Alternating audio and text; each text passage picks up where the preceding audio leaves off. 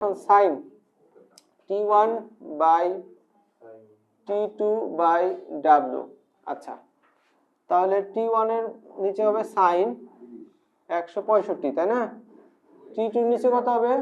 Sign 165, আর W নিচে হবে sign 30 degree. আচ্ছা, এখন আমরা এই দুটো নেব। T2 এর ভ্যালু দেয়া আছে আর W ভ্যালু লাগবে।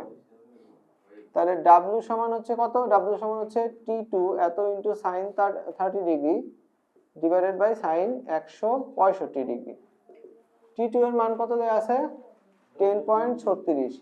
সাইন 30 এর মান হচ্ছে হাফ, আর সাইন 165 এর মান ক্যালকুলেটর লাগবে। ক্যালকুলেটরে কত হয় দেখো তো? আরে শুধু সাইন 165 লেখা, আরে সব কিছু 165 কত হয় দেখো তো?